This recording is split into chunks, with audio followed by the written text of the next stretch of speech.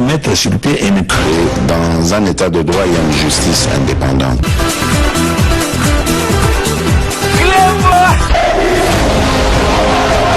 Ce n'est pas pour rien qu'il faut des causes.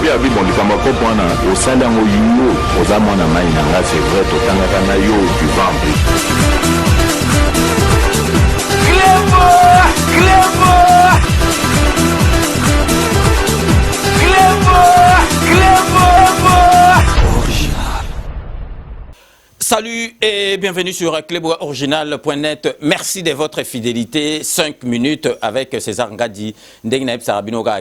Tout le monde est d'accord et il en restera ainsi pendant très longtemps. Le lot Tozali le 25, donc Nazali vraiment présenté donc ma meilleure vœu pour l'année au Ebandako. Il y a 2021 et puis donc tout va passer. Je pense que Noël à Malamou parce que Zalaki n'a marqué car il y a confinement. Donc année à 2020 tozo passango nandenge moko penza et longo banité mais to peseka Nzambe merci parce que Nzambe a bombi biso titokomi Tina Souka na décembre, donc vraiment, to pesaka kaka nzambe, merci beaucoup parce que kolamuka kolala ezali habitude. Donc vraiment na sengi na binonyo surtout émission oyo ya lelo vraiment bo landa yango na attention moko particulière parce que makambu na koloba lelo na loba penza yango likolo nanu na kota na mozindo te. Mais vu que Congolais alingi ko changer te, Congolais il faut qu'on répète la même chose à maintes reprises. Et loko ezali ko lakisa ke présent na biso otozui azali na tâche moko très difficile. Mentalité ya Congolais pour échanger, il faut ezwa temps parce que Congolais a mesana ki na makambo ya mabe mingi pour changer. En plus de cela, sikoyo ekomi masolo oyo ya liberté d'expression, liberté d'expression, on dirait libertinage. Au moni kala, parce que bino batu bazali ko comprendre te kala, dictateur, sanguinaire neti kanambe, akoki kozwa mutu en face na été azali koloba contraire na ye. Ako bomaye, ou bien akosala nyoso tout à faire taire. Mais avec Félix Antoine Tshisekedi, donc mutu akomi na liberté, akoloba likambo nini olingi, yangono moni dérapage.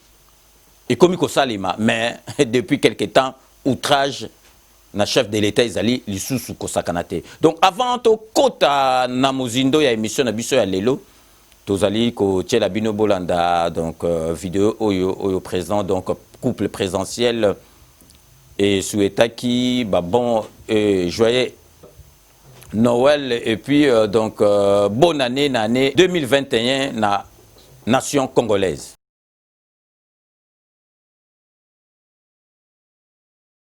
Très chers compatriotes, c'est Noël. Oui, c'est Noël. Et dans quelques jours, par la grâce de Dieu, nous entrerons dans la nouvelle année. 2020 n'a pas été facile. Une année perturbée par une crise sanitaire d'une ampleur que nous avons rarement vue et qui a emporté plusieurs des nôtres. Une année où nous avons tous fait preuve de combativité pour continuer à vivre et espérer des lendemains meilleurs, malgré un contexte politique et socio-économique difficile. Noël est aussi une fête de partage, l'occasion de se rapprocher des autres par un geste d'amour. Malgré la distanciation physique que nous impose cette pandémie, nous savons que la solidarité est gravée dans notre ADN en tant que peuple congolais. Pensons aux plus vulnérables et apportons-leur notre aide, afin que cette année se termine par une note de joie et un sourire. Nous ne pouvons certainement pas célébrer ces festivités comme nous en avons l'habitude à cause de toutes ces restrictions, mais celles-ci sont nécessaires si nous voulons les vivre sains et saufs et en toute quiétude. Au terme de cette année, je tiens à exprimer ma reconnaissance à tous les personnels soignants qui ne cessent d'exposer leur vie pour en sauver d'autres. Nous vous disons sincèrement merci. À vous également qui protégez nos frontières, nos villes et nos villages pour assurer notre sécurité, merci. Gardons en pensée nos compatriotes de l'Est et du Nord-Est qui sont en proie aux violences et engageons-nous tous à œuvrer pour le retour à la paix totale dans notre pays. Merci à vous tous pour l'espoir que vous continuez à avoir en un Congo meilleur, que nous construirons tous ensemble. Que 2021 soit meilleur que 2020. C'est tout ce que nous vous souhaitons. Nzambe apambola bino. Nzambi kalusa kumuna. Mungu ababariki. Nzambi anubenisha. Joyeux Noël à tous et nous voeux les meilleurs. Que Dieu bénisse la République démocratique du Congo et son peuple. Revenu tout fraîchement de Kinshasa, M. Chims, le président de l'UDPS Île-de-France, sera mon invité ce dimanche 27 décembre 2020 à partir de 16h sur kleboaoriginal.net dans une émission spéciale 5 minutes. Bonjour, bonsoir, chers compatriotes. Ngai Ndekonabino, président Chims, na Bongo na Mboka, na Congo. Naza bongo na masolo mingi ya kokabula na bino à travers l'émission Kleboa Ndekonabiso César Ngadi. Chims Oyo Azali, président ya UDPS Île-de-France, a witi ko puiser ba information à la source. Alobi Azali na makambu e belé ya koloba na Oyo biso toyebite, donc to sengi na bino bozala connecté na kleboaoriginal.net dimanche Oyo ya le 27 décembre 2020 à partir de 16h Azali na makambu e belé ya koloba. Donc rendez-vous Azali pour dimanche Oyo à 16h. On sera dans Motuna, la préoccupation, vous allez bongo, occasion à bien pour tout le monde échanger. Aouti Kinshasa Azali na be formation Oyo azu à la source, donc bo zalawana bino nyonso tout pour bo yokaye et puis bo poser ba question na ba numéro Oyo Azali ko défiler na se ya écran na bino. Ngai Ndekonabino, président Chims, na Bongo na Mboka, na Congo. Naza bongo na masolo mingi ya kokabula na bino à travers l'émission Kleboa Ndekonabiso César Ngadi. Rendez-vous Ezali dimanche na président ya UDPS Île-de-France, M. Chims Oyo a witi koya jeudi Oyo a witi Kisasa Azali na makambo ebele ya koloba. Donc bino nyonso tout bozala wana boyo kaye pe bo poser ba question na bino. On sera dans Motuna, la préoccupation, vous allez bongo, occasion à bien pour tout le monde échanger. Présent Chims ya UDPS Île-de-France à lobby émission Oyo Bayeb Sabinote, il faut bo suivre en direct bo yoka makambo akoloba parce que Azali na ba information Oyo a puisé à la source Azali vraiment na makambo akoloba, donc bozala déjà ko sepela. Donc rendez-vous Azali pour dimanche Oyo à 16h. Rendez-vous c'est ce dimanche 27 décembre 2020 à partir de 16h avec le président de l'UDPS Île-de-France, c'est Chims, qui sera mon invité dans l'émission spéciale 5 minutes. Merci et à très bientôt dimanche 16h. Ndeka na lobaka bo sanate kanambe akozwa masolo na mbunchu pe na dikosi. Donc bino moko bo witi kolanda botala couple moko ezopesa exemple, donc otali penza ozomona mwasi na mobali bavandi bazo loba po na peuple congolais ezosala image moko ya bien, donc image moko oyo vraiment que peuple congolais alingi amona. Donc émission na biso oyo ya lelo bomonaki boyebaki ke bato balandaka 5 minutes avant boyebi ke ndenge na bandaki kotelema po na makambo ya tribalisme. Mais na monyango ces derniers temps vers la fin de l'année et komaki lisusu kozonga yangwana lelo, donc c'est la raison pour laquelle na émission oyo ya 5 minutes na kosala yango uniquement pour na makambo oyo ya tribalisme.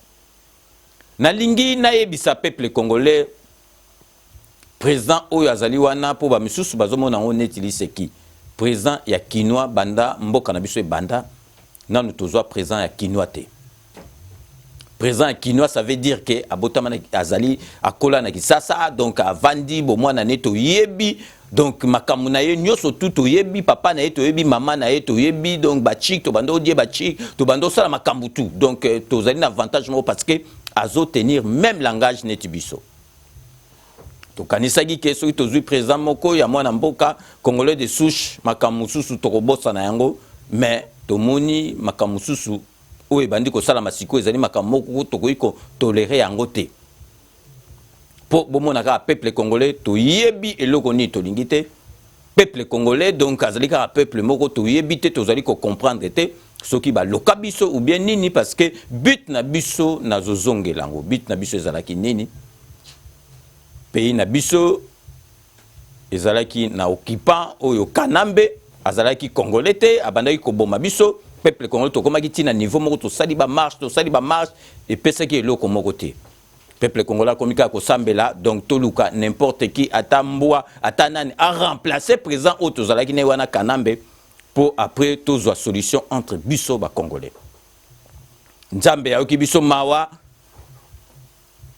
asali changement moko na likolo ya top azoli biso présent oyaye mutu moko donc ya pambate mwana ya opposant munene oyo ya mboka na biso ceux qui to kotanga était pour ne pas les citer donc pauvre papa na biso Etienne Tshisekedi boyebi makambo sala na mboka na biso tozui mwana naye OP azalaki pembeni naye parce que bandeko ne pe mususu babando okipe makambo politique te mais oya kipaki makambo politique na papa ezali Félix Antoine Tshisekedi mais to komi komona na yebite ce qui eloko nini ezali koleka na ba congolais parce que un Kinois oyo atanga avanda na Kisasa akoki jamais kozala tribaliste yango nanga na betaka sete donc mutu lokola Félix Antoine Tshisekedi makambo ya ki tribalisme ekoki ko yela ye atana mutu te toko comprendre ba papa na biso ya kalaneti papa Etienne Tshisekedi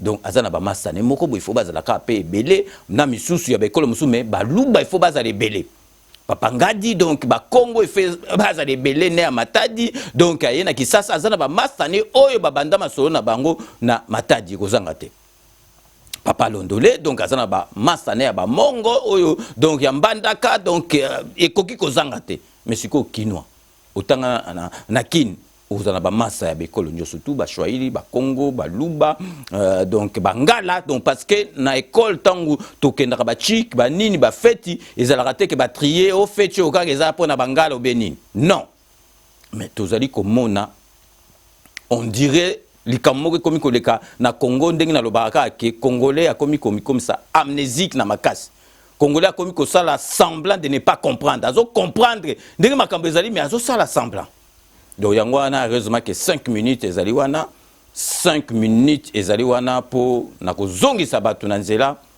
donc pour na ko pesa cours d'éducation civique pour bato ba comprendre parce que congolais comme un civique donc tozali ko comprendre loko moko te bo monaki bino moko awa donc ba kuluna bazali ko kanga bango ke abomi mutu afuti amanda bimi avec président de la République na biso bo moni solution ya ba kuluna ezwami bakuluna batindi bango donc na service national soki bomoni bakuluna donc ndengi bakomi bilonge changer donc bamba bunde bimi donc bakomolia donc 2 fois par jour donc petit déjeuner donc ezali sujet pour bomonaka ke encadrement mutu e bandoko zanga puis bato bazalaki avant biso bango mutu ba créer pe bakuluna donc pona bango e bandaki kosala eloko moko bon avant vraiment tokota na but lelo ya mission na biso na sujet phare au tozana ngo lelo na émission marquer une courte pause publicité. Donc restez connectés sur Clébois Original. À tout de suite. C'est la TV et yena makambu ya sikali susu. O ba chaîne ya France ezana kati. Ba chaîne ya Congo ezana kati. Ba chaîne ya Londres ezana kati. O ngomona makambu ya politique ya sika. O parti AA ezana kati. O parti BB. O CFAIO ezana kati. Ya la TV. Bouquet comme ya muke boye o tina poche voyager nango keno partout lingi na bouquet na la TV même mabiso nengo zo mabiso wana 4K machine madaka daka la TV. Bienvenue dans le monde de Sepela TV. Sepela TV est le décodeur qui vous permet de suivre les chaînes du Congo en direct de la diaspora. Restaurant Galaxy Mambo, aux spécialités franco-africaines. Menu spécial Mambo, situé au numéro 137, rue André Carman, 93 300 Aubervilliers. Contact et réservation au 07 53 28 89 07. Galaxy Mambo.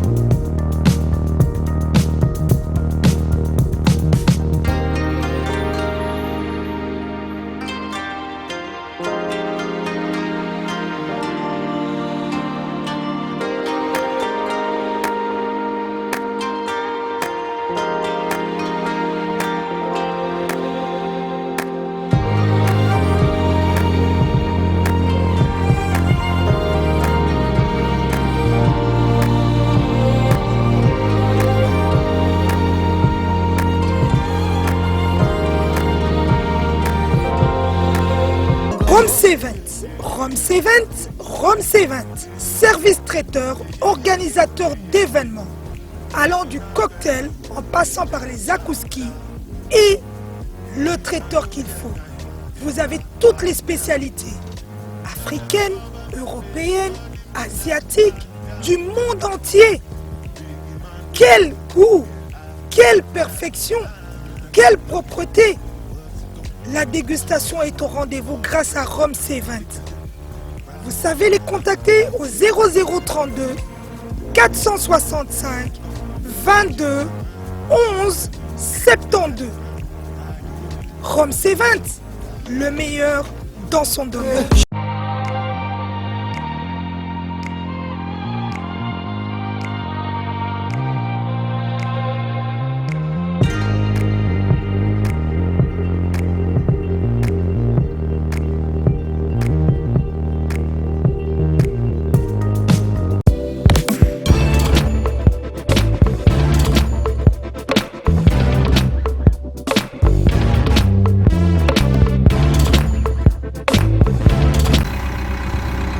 Bon, voilà, moi, système là, tindika, fait mon sengo, 100% mon obélé, pour changer la stratégie.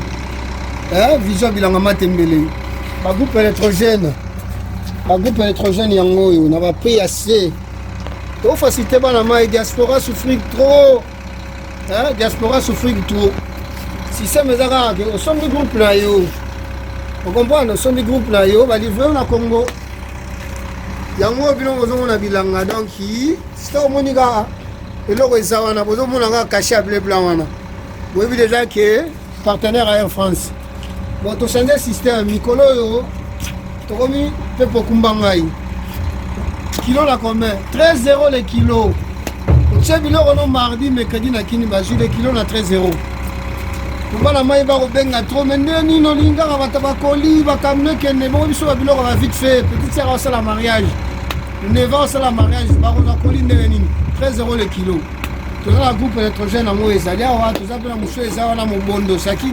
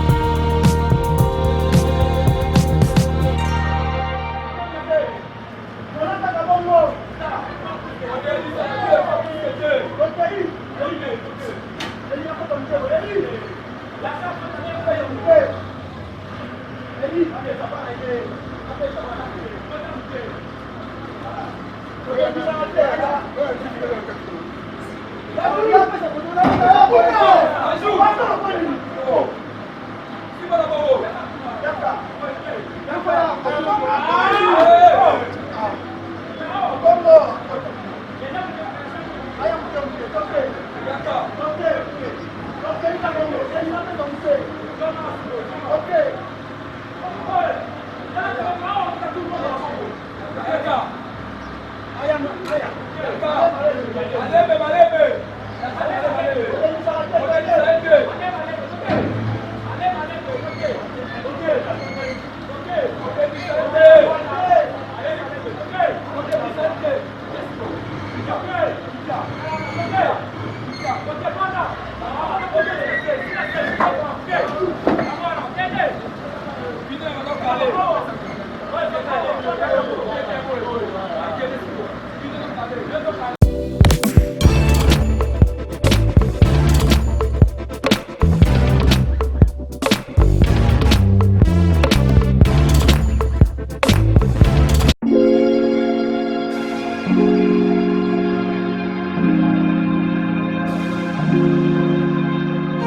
Moko premier ministre tina ministre Azuka oyo atelemela mokano na ngai wana.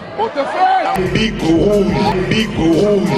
Bana na Nzambe, balingami, ba victime de l'église bâtiment, na yebi koleli mingi, ba nyokoli mino mingi, ba sasi bino mingi, botika na bandako, ba mususu pe balobi to kosalela. Moi et ma famille, oh Joshua le baki, ba mususu pe ba bito ko kende, mais bon mona ki confinement, bon mona ki Covid-19, bon mona ki Covid-19, bon mona ki confinement, bon mona ki de confinement, était mutu mon côté. Na boy monta sambe na Nzambe. Mais banzambe yo ndenge na zeko limbola binoa, c'est très dangereux. Toleki ba o ba kufine le côté, toleki ba o ba kufine le côté, toleki ba o ba keine le côté, sosola congolais, yango na telemi par la grâce ya Nzambe, na koki kotika te ba dekolanga ba congolais, ba nyokola ba na maboka ba ngunza. Pona nini mboka ya biso ekufi. Atamfumu ya ba mandona, ya ba mbikudu, ya ba zebola, par la grâce ya Nzambe, na telemi pona koyebisa bino ba victime de l'église bâtiment, oyo nyonso azali na likambo, bozala ba malade ba futula menga, ya ba kintuki. Bozala ba maladi oyo babenga chibau, chipinji, bozala ba problème ebele ya mabota, bozala ba problème ebele ya ba mikanda, bozala ba problème ebele ba maladie spirituelle na kati ya communauté na biso congolais. Baza kusukula ye ko milimo ya mabelungwa. Engai mobali na yo kusukula ngai to bele ye. Yango na ye kwa no sebino, retour avec force, avec votre émission Évangile à marche. Et commanda kolekana kati ya club wa original Césangadi. Et commanda kolekana kati ya Congo Bike Rouge TV. Partenariat club wa et Congo Bike Rouge TV. To ko enseignement ya poste. Bigo rouge. Donc Bauti Kolanda, donc wana bazali ba partenaire na biso to beta cassette tous les jours. Donc vraiment il faut consommer congolais. Donc biso tozali on a 5 minutes pour na rotinda bino bo consommer kaka congolais ba congolais du président de la République na biso. Alors bagi ba congolais il faut ba koma ba millionnaire, il faut pensa ba koma ba millionnaire. Donc sikoyo tozo kota na sujet na biso oyo na lobby ya lelo. Congolais na yebite makambu oyo kala ezalaki te parce que on peut tout reprocher na Mobutu Sese Seko Kukungwendu azabanga président fondateur na makambu nyonso mais na oyo kosangisa ba congolais tribalisme ezalaki te na l'ère ya papa wana bomonaki komona ba gouverneur parce que wana omoni ke bazali ko nommer bango Muluba rotinda ye donc na Bakongo donc Mouchouaïla Tindi et pas Baluba donc exemple boyebi yango ezalaki ebele.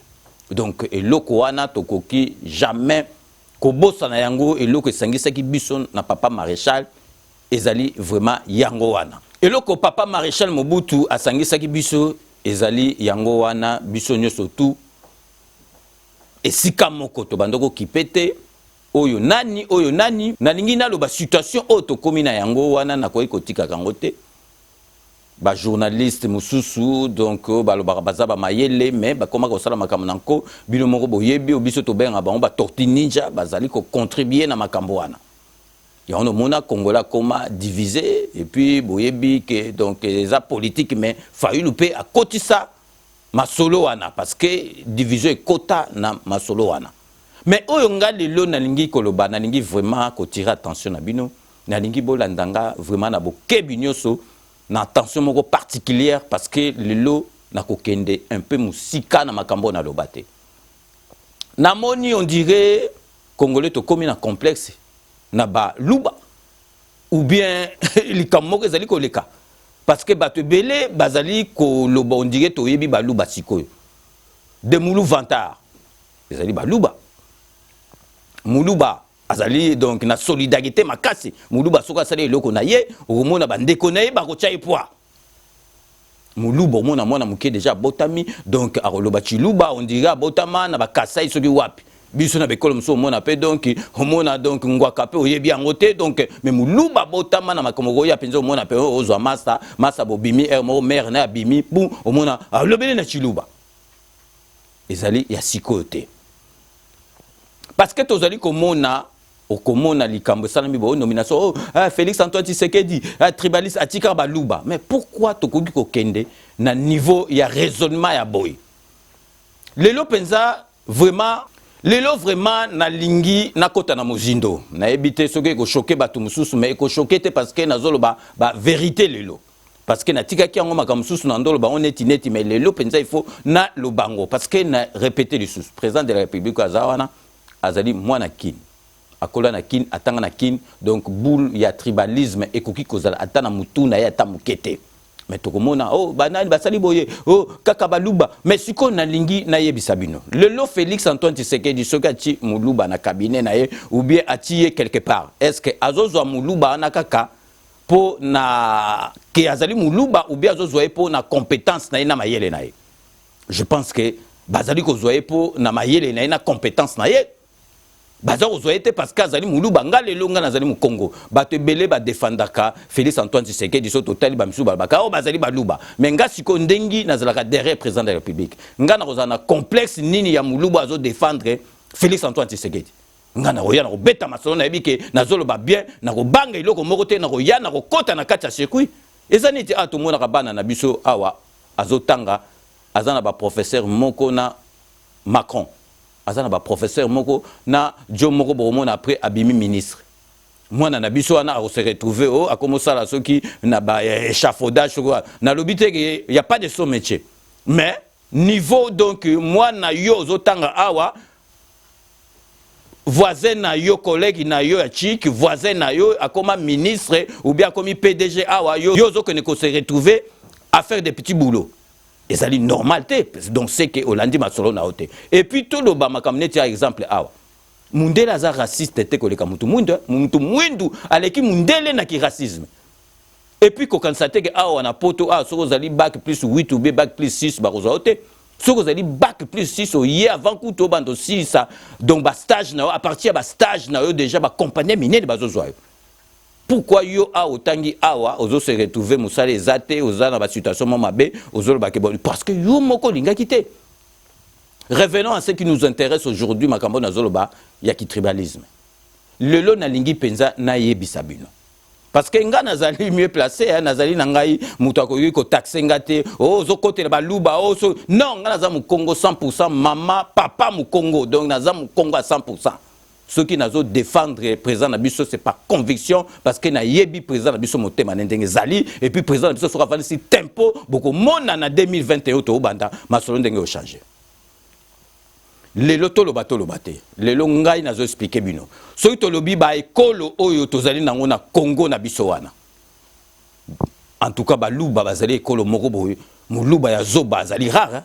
Na yebisi bino bozotala nganga za muluba te soko totali surtout na États-Unis d'Amérique ba Canada place bato ba connaître étude romona ba luba romona bango bazana misala bien batanga ba classe atana na Congo wana surtout quelle université o atana droit bo tout na bato bazana université bo sa ba statistique romona banana bazana ba université ko lebele ba université ba luba lelo soki poste moko ebimi kuna na Congo ba monike muluba azana ba diplôme oyo na compétence oyo azali na profil oyo etindike azo sika wana soki bati muluba est-ce que ezana problème mais soki bati muluba c'est que azali congolais pourquoi bino ba kansa muluba za congolais tenga ça me gêne pas que bati muluba ou bien bati école musu mais Félix P Antoine Tshisekedi bo boulé que akoki kozala jamais tribaliste.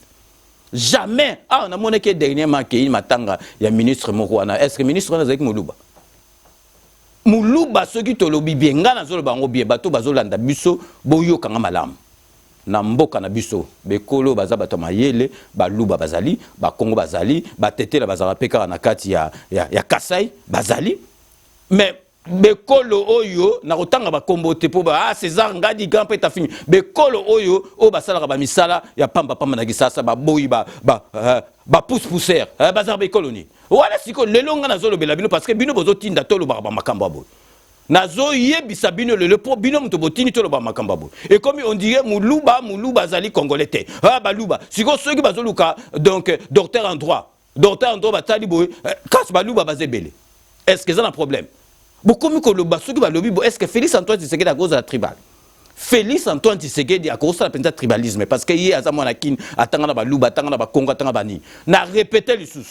Namboka na biso wana na Congo. De ce total ba misala o ya pamba. Il y a pas de son métier na lobby que son mutazali boyi ou bien za pousser za musalate. Mais be colonie ni bazara na misala wana. boyebi bo répondre boyebi et colonie ne yok saka batu sonso bango fingo ba yoza neti boy eze colonie mais non to tika makambo wana lelo na ngena beta c'est parce que trop c'est trop bozali ko mona donc dire ce que bilo bozondi makanda betanga zalaki azokosa ba rwandais donc qui n'ont rien à voir na nationalité na biso Rwanda azu poste azu bomonaki ba Rwanda na kosa bon président de République muto ya longoli ministère wana ya décentralisation Rubero azu ake ko sala masolo moko na minembo kuto to yeba ki ngote Félix kuto yebi ngote et comme que Félix ateki mboka minembo bazoko ndo do bino bolinga net batul ko ba Rubero wana bazala na kati ya gouvernement na biso. Mais Congo, pourquoi tu comme ça? Tina niveau où tu comme tina na répété les sous. Na mboka na biso na Congo misala oyo babaka ya pamba boy pousse. Ezalaki ya banal soto taille statistique banal basala gango mingi. Mais to tika makambo soba. To tika makambo soto tangi na bekol na biso batama yele bazaba luba bazali ba Congo bazali. Donc awa tana poto awa.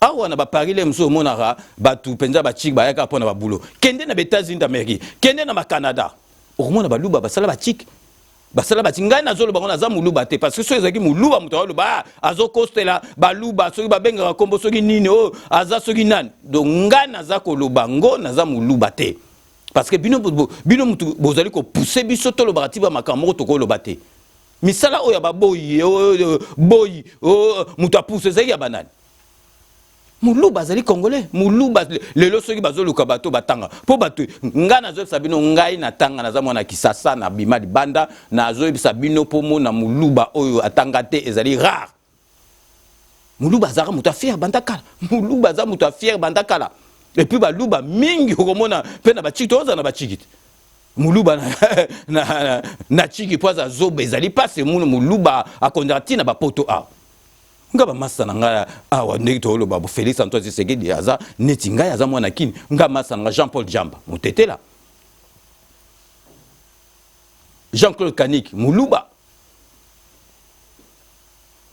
Dieudonné Kumbi Mouchwaili Louis Blaise Londolé Mongo donc ozomona ke lelo nga sona comme président yoga sina zobana na ozo batu baza ebele ya ndenge na ndenge koma bino boko taxer donc Félix Antoine azozo baluba par rapport à quoi bon siko soki bazoluka mutu mo aza na bac plus 8 batali bo bachi bo bamona o donc baluba bazebele bon siko bino bolingi bazobana to tika bilobela to tika ekotinda biso to lobaka ba makambo bo na répéter le sous na mboka na biso wana bato apusu baboyi babonza na bekolonie.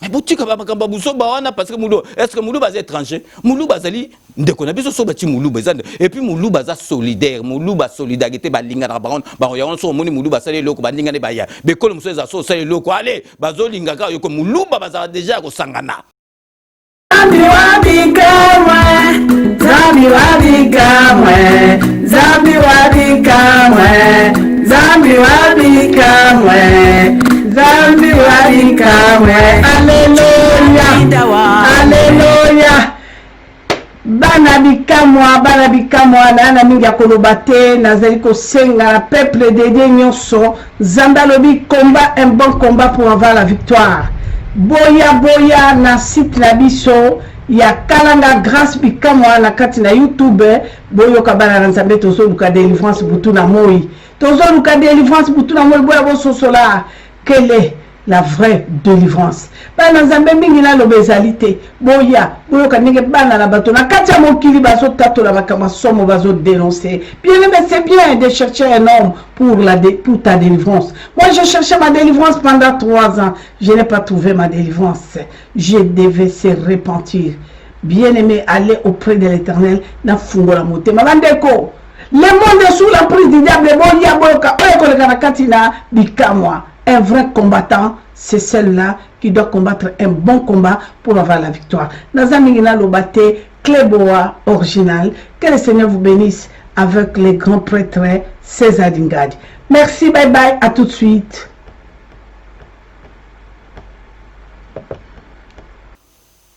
Totika Makambuana, président de la République Azarana Zali, Mouanakin, donc Boulouana Peko Zalate, Ngana défendra président de la République. Bagoche langa muluba pembeni nazana complexe te si saja ebolo batena ko liaye na kolia ye na koloba parce que naza sur na ngai so na loba na yebi ke naza sur na nga naza bile comment on dit que boza na complexe moko ya baluba ou bien bolingaka baluba te est-ce que moluba est étranger moluba azali étranger donc nazotiela bino extrême moko botala donc Mobutu ndenga loba makambo oyo ya batribalisme oyo tozali papa bo moko ekolo bo moko bolanda bino moko nazali chef de l'État directeur na bureau na ngai Maître Nimi, un Zaïrois, un militant. Mais Azali Motoya Zaïr. Mais ça ne m'empêche pas moi de dormir. Oh, à quoi baba secret ni na zaina ngona bomba ngoni. Quel secret? Na bomi moto po bomba akenda kusakona yango. Ba dossier à l'État. Chauffeur officiel nanga capitaine Maïmbi Bazaïr. Qu'est-ce que ça me fait? Akenda kubumanga yepi akufa na accident yango. Na banga epona nini mokonzi ya maswa na ngai commandant ya maswa moto ya Zaïre je suis bien bapilote batambusa ngai poto Amérique Asie Chine tout ça là ya Zaïre munganda zai na kati te mais ce sont des Zaïrois ils reconnaissent en moi leur chef et je suis tranquille en paix nakena kulukabe mindondo chef de cabinet, chauffeur, commandant à bateau, mais je ne dirige plus le Zaïre. La commune un chef de banque. Ce n'est pas sérieux. Nazali Koboya Yango, Bamama Batata Bandeko, des Ali Mabé. Et Kobebi, c'est la biso Mboka. Toko Sala. Retour des comme en 1960, Mon invité de ce samedi 26 décembre 2020 de 16h à 18h dans votre émission Rendez-vous des Patriotes, c'est un vrai combattant, un sage. Il a risqué sa vie pour défendre son pays. Ce combattant n'est autre que Pierrot Itela.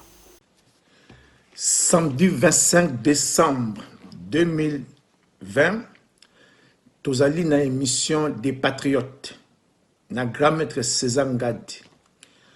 Après union sacrée, il y a des députés na RDC na Kinshasa, 90% il y a des combattants bazali derrière le président de la République pour soutenir l'action du président de la République.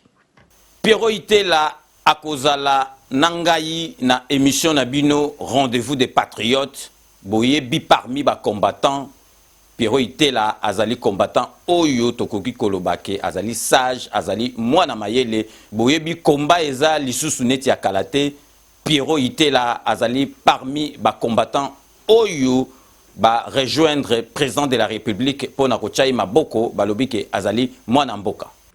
Alors samedi 25 décembre tous les belé tous participer à l'émission pour sensibiliser la diaspora, parce que la diaspora a un rôle à jouer pour la nouvelle Congo, Congo Yassika. Alors, je remercie les combattants, au moins 90% au lelo, bandimi, kosanga na plateforme Otobengi, réussir ensemble avec le chef d'État. Tout le samedi, tout solo là. Mituna nabino nyoso tu bozali na yango bobenga na numéro oyo ezali ko défiler pour poser ba question nabino en direct na émission nabino Rendez-vous des Patriotes il y a samedi oyo le 26 décembre 2020 de 16h à 18h. Alors rendez-vous samedi 25 décembre na 14h émission Patriote il y a César Ngadi. Tous allez belé, tous solo là, tous partager. Nakanisi tolobaki ke mwana mboka azwa masolo mwana mboka azwa masolo nakati ya famille baswanaka babundaka na sa mbula po ba voisin ba yokate alors to comprendre que oyo aza na tete mboka za mwana famille donc soutien total pour na changement pour na ko améliorer vie ya ba congolais. Donc, tu développes ma solo samedi, dans l'émission, il y a un patriote, il y a M. César Ngadi. tozala ebele ingeta ingeta. Un seul rendez-vous, c'est ce samedi 26 décembre 2020 de 16h à 18h. Rendez-vous des Patriotes reçoit Pierrot Itela. Ndeka na Sarabino bo sanate Kadambe akozwa Masolo Nambutu Penadikosi. À ce samedi.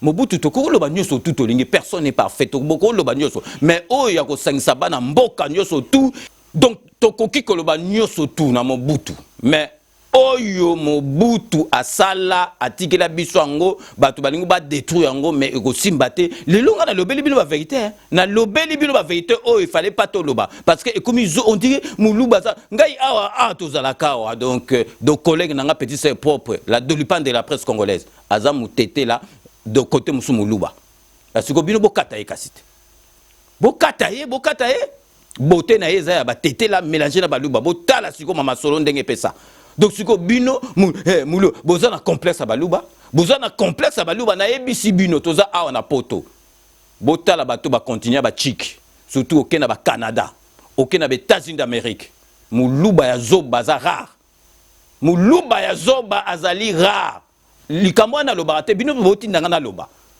muluba ya zo bazali ga soto tangi bikolo oyo bazali bato mayele na mboka na biso muluba za na kati na yebisi so bino parce que misusu ba assemble papa ba misusu ba yoka bien te na mboka na biso misala oyo pamba ya pas de son métier na seka misala te OK ba domestique ba boy ba pousse-pousseur e bandeki bazaba banani boyebi na kotanga ngoto bo aseza ngada fingi soko be kolo morobo botika buzoba muluba soko ba juillet donc Félix Antoine Tshisekedi soka nommé mutu a nommé te de Pascal Muluba a nommé par rapport à ba diplôme nae par rapport il y a compétence nae donc lelo na zaina makambe belete lelo il fallait na beta cete na makambo parce que trop c'est trop makambo to ko lo barate. Et comme Mbuluba, bango na baba benga monguso ba komboni, ba taliban, bango na bango, ba liaka mbwa, sori bonabo, mutu so zo lia mbwa sigo ya kufite. Donc c'est que ça combustible. Donc ils na tina mokote, donc ils na tina mokote, donc to tika babiloko o tozo sala wana parce que vraiment na monaki na beteki c'était trop bandoko kitame buzoba ezali ko kita. Na lobi madosha kwaza muluba na mutetela.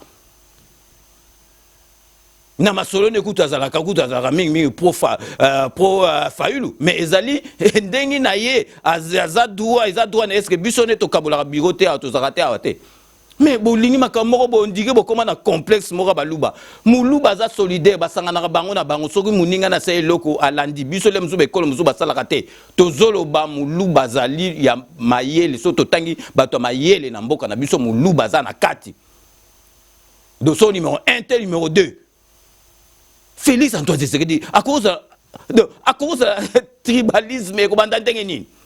Donc les lois nazalaki donc tellement la linga na kosa ba sujet mususu te donc na suki kaka na sujet oyo nazalaki na ngopo to longola état d'esprit wana congolais oyo azakuna présence ali quinois donc soko izana ba diplôme na oyobi ko zali masolo no ezali bien azape quinois azali pe mwana poto okeyi okozwa poste na yo ezali te que ozala muluba oza soki nani rien à voir. Donc vraiment lelo to suki saki boy donc na suki sa te vraiment ça na pesa donc mbote na petit nanga déboulonneur Galate 4:16 donc azo sala musala moko vraiment ya makasi donc vraiment na sengi bo s'abonner na donc Big Rouge TV Congo Big Rouge TV parce que ezo sala musala moko prena semaine siko na janvier nde penza zo banda ma solo penza donc vraiment na komi na suka émission na ngai donc na saluer petit sœur propre aussi donc Madoshako azalaki kamwa na makamoko privé zonge biso siko en force na kata ma solo daye boromo na e donc lobby a représenté biographie ou invité na ngai za la Pierrot Itela donc vraiment to tika ba makambo o tozali nango donc avant na zongisa parce que ba msusu ko sala bango passe na lobby baluba na mboka na biso bazali ekolo oyo bazalaka na bato mayele wana mutu moko olongola ngate na za kinwa na yebi so to tali na poto awa donc ba Canada bato batanga ba classe belé na États-Unis au mona baluba batanga ba classe belé bekolo oyo ya ba pousse-pousseur ba domestique ezalaka bekolo banane école nini oyo yokisaka batu soni oyo ba fingi yo kombo moko boye eze colonie donc il faut arrêter avec vos conneries là Donc vraiment et pesa inga kanda yangwana na koka ki jamais kotika masolo donc to komi na suka ya émission na biso ya lelo donc na zali avana pesa base mbote ko pesa penza mbote na ya lolo choix mais le grand réalisateur Edino Panza Sangoya Congo, donc le king de la presse, Willy Kunda, donc Willy Kunda vraiment aime-toi ce qui parle, Makamutu était Bilili Naba commentaire, et puis sans oublier donc Doudou Swami Doudoulé, donc avant tout ça, na repesa kaka donc na bato balanda rabiso, babenga rabiso, batika rabiso te donc neti Jean Moutala nakata à Londres, maman na biso Esther.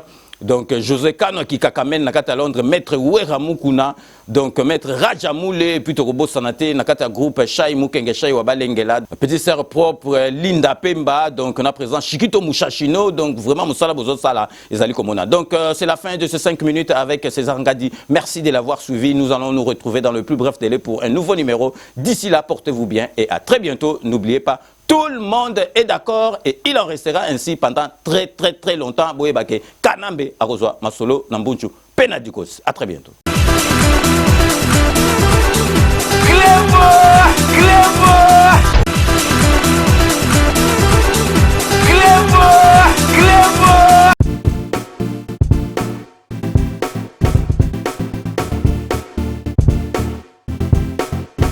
On doit mettre sur pied et créer dans un état de droit et une justice indépendante.